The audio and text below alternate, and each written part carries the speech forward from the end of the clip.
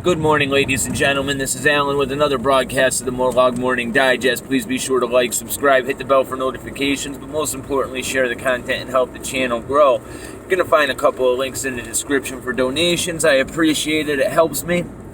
Much gratitude. You're also going to find a link to the backup channel that I have over on BitChute in case YouTube wants to get rid of me. I want to talk about the WhiteStrike hashtag that's trending on Twitter and has been for the last couple of days, as well as this Blue Flue that seems to be happening all over the country. But I want to preface that real quickly. Now, you have to realize the social engineering tactic, machinery, mechanism that we see going on right now, shaping society, was put in motion a long time ago, and it started with the civil rights movement and the ending of the Jim Crow era. And it goes back all the way to the institution of Jim Crow, because they instituted Jim Crow with every intention of getting rid of it one day in order to build division, right? To play on natural tribalism that is human, okay? Every human being by nature is tribal. I want you to understand that before we go any further. So, by putting Jim Crow into place, right, you put people into camps, very distinct camps. Now, you have to realize there was black people that were for Jim Crow just as there were white people and vice versa.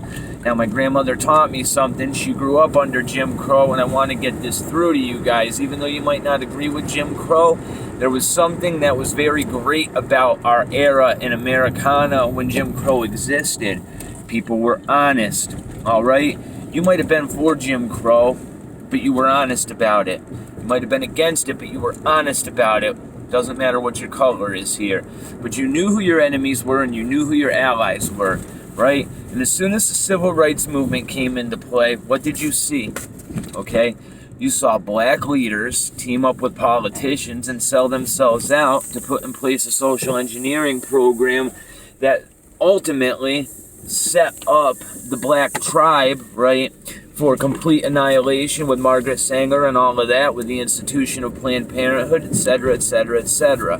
Okay, now, like I said, during Jim Crow, there was honesty. Jim Crow ends, and you see the institution of Planned Parenthood and the Democratic National Committee and all of these black civil rights leaders selling their people out to literally live on a Democratic plantation.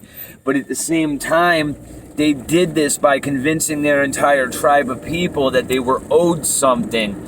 You have to understand, the majority of black people living in our country today, actually all of them for the most part, never experienced slavery, okay? You have to understand this as well. Slavery was nowhere near as common as you think it was, all right? History misrepresents it very much so. Now, even though there was slavery, most slave owners took very good care of their slaves, okay?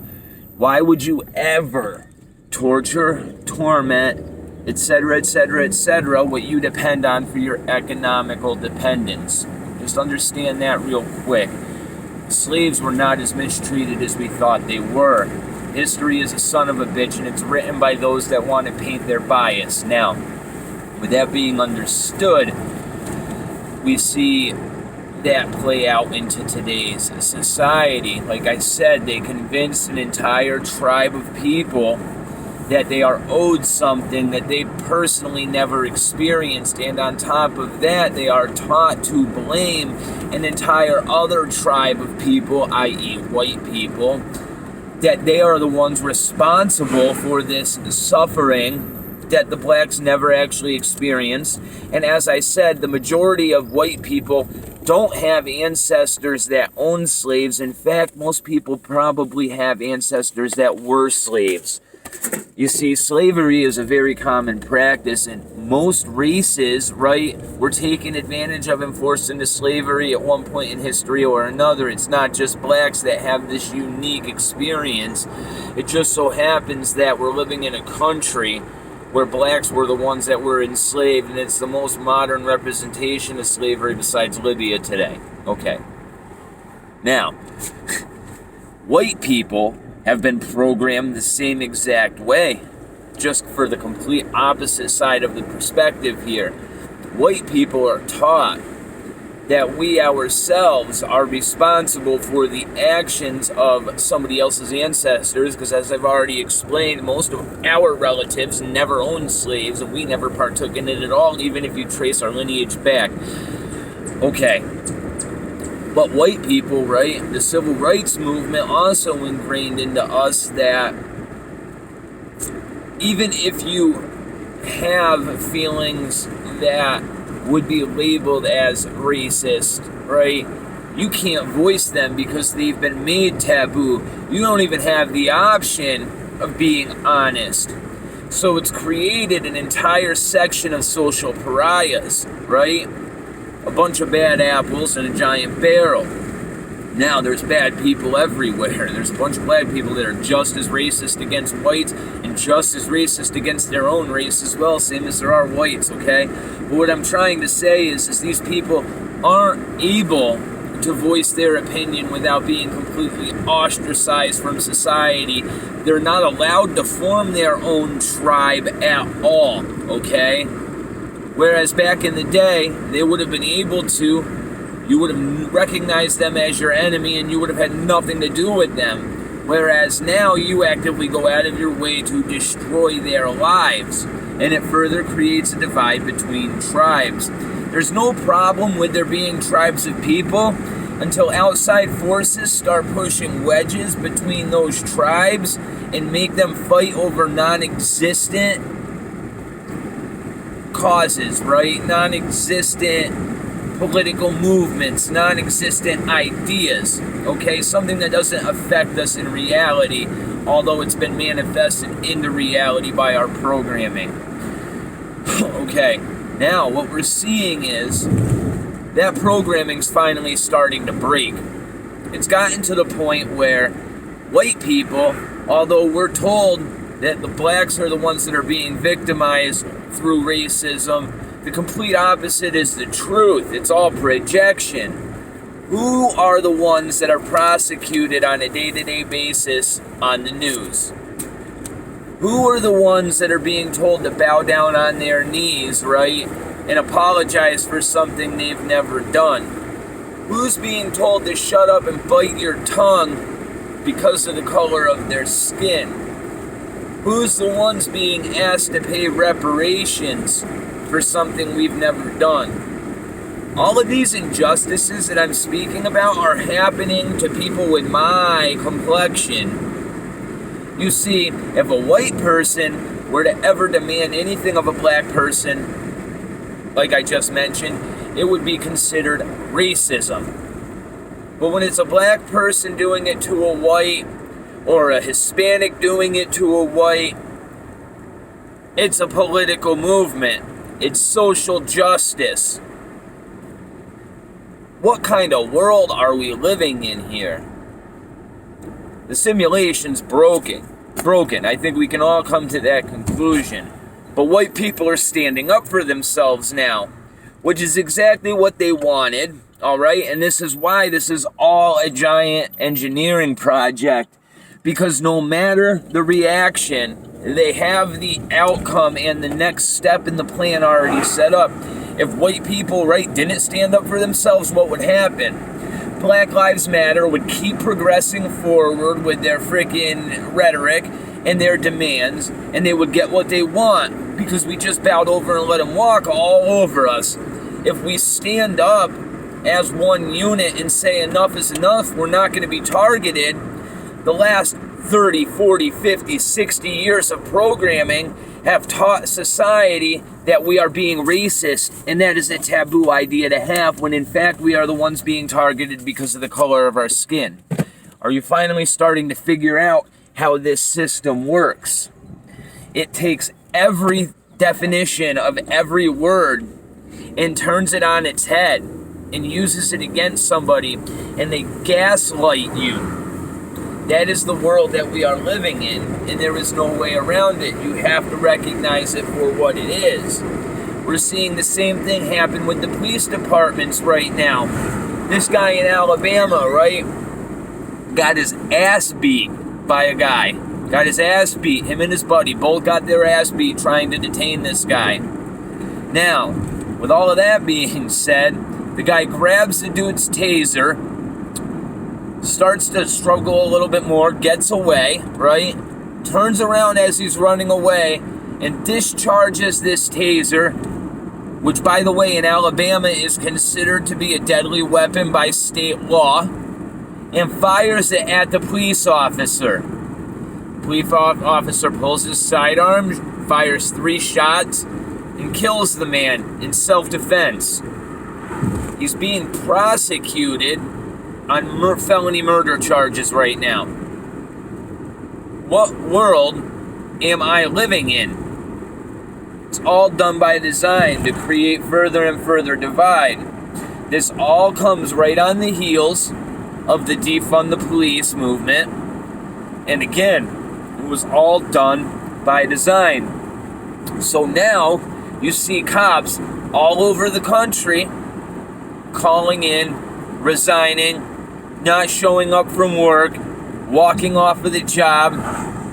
So, all of the good officers that are willing to withstand and hold their oath on that front line for us on a day-to-day basis no longer feel protected by those of the government, right, that we elected to protect them, their supervisors, their bosses, right? They're not feeling protected by the DA. Why the hell would they show up to work when that uniform, A, makes them a target, and B, they're not even going to be backed up when they're doing their job and their life is on the line? They want to go after this guy with the death penalty for defending himself after a deadly weapon was fired on him in the heat of a moment after he just got his ass beat while it was a 2-on-1 fight. This guy still managed to get away. Okay? That cop had every right to shoot that guy. Every right. We asked these men and women to go out and put their lives on the line, and this is how we repay them. But again, this is all social engineering. It's designed to get an emotional reaction out of you. But that's the difference between those of us that are conservative by nature and those of us that are liberal by nature.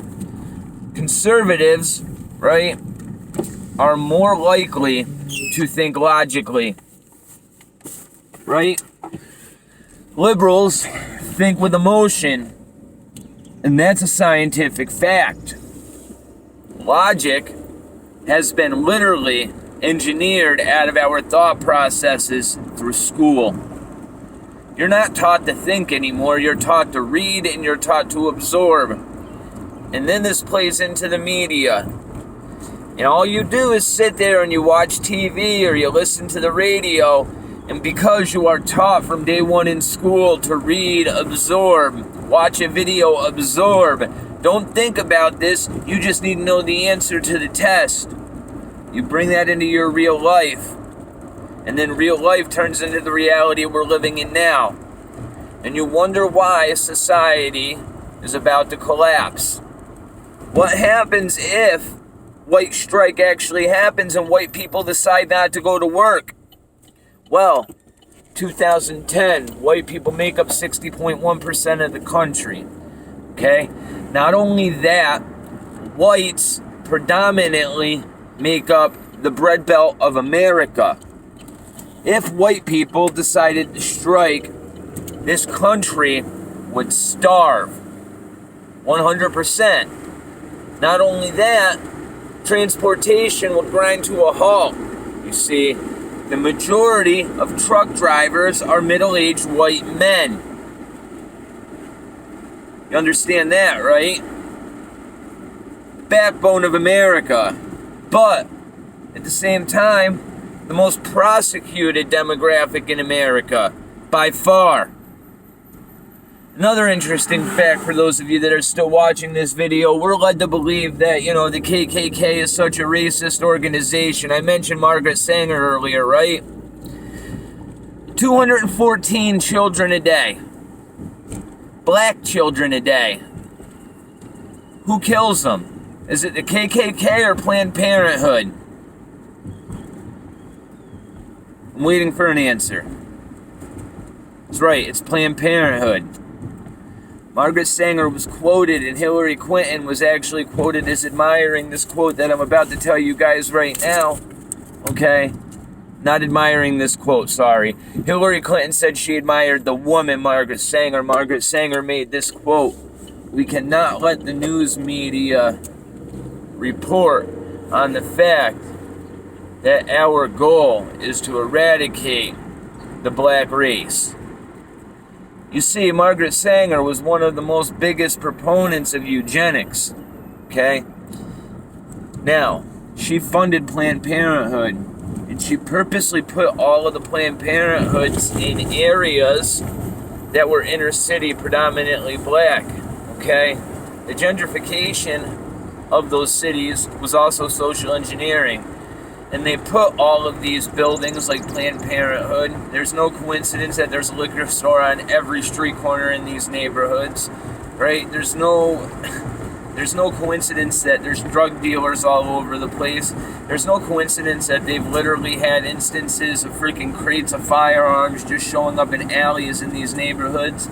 It's all social engineering, right? All of it. And it's all made to convince people that they are a victim and give them somebody to blame. When in fact, people like Margaret Sanger, who's admired by Hillary Clinton, are quoted talking about eradicating the entire black race. One fucked up world we live in, people. But understand that it's all done by design. There's no way around that. You have to understand that before you can move forward. Understand that you're being manipulated and engineered into thinking a certain way. God bless you guys. I hope that this enlightened you a little bit, and I'll talk to you guys soon.